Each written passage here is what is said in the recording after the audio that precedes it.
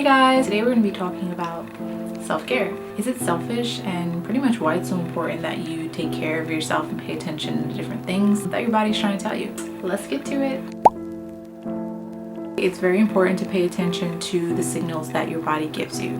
So what do those signals look like? One sign could be hydration. So hydration is overlooked often, and usually that's why you'll see me posting videos about how important it is to drink your water and stay hydrated. I usually like to have a cup of water in the morning just to get my body restarted in the day, because it's gone a whole 6 to 8 hours without having any liquids, and our body is made up of water, so it needs that. Headache could be a sign. So instead of popping in a Tylenol, you might want to check and see when the last time you drank water was.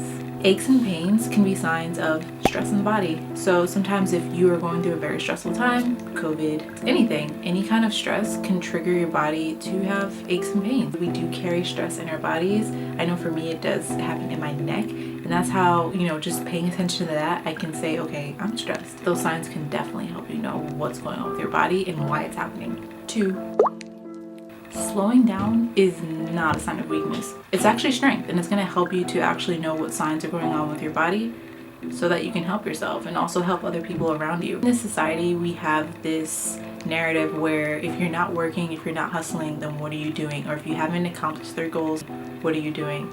Hustling, especially on the East Coast and in the New York City vibe, it's very popular to be constantly on the go, but it's also good to slow down. And I think we don't do that enough. And sometimes we need reminders just to let ourselves know that we need to take a minute. Slowing down can actually help you to start becoming more familiar with your body and seeing how to check in with yourself and know what's going on. That can be very helpful with even advocating for yourself. 3, being very mindful of what you're feeding your body and what you're absorbing. What media are you consuming? What books are you reading? What music are you listening to? Just overall, what are you consuming? That can affect your attitude, your mood, and your overall mental health. Social media intake. I encourage and recommend you to take a social media break. There's a lot going on right now. When you're watching the news constantly, it's not healthy for your mental health. Social media, that's also a form of news too. I hate to say it, but it's also intake. You're taking in what's going on in other societies with other people, and it's nonstop, especially if you have your phone in front of you all the time and then you're in front of your computer. It's a lot. It can be overwhelming. I think we're conditioned to think that it's normal to have a screen in front of us all the time. It's not. What are you listening to? Is it positive?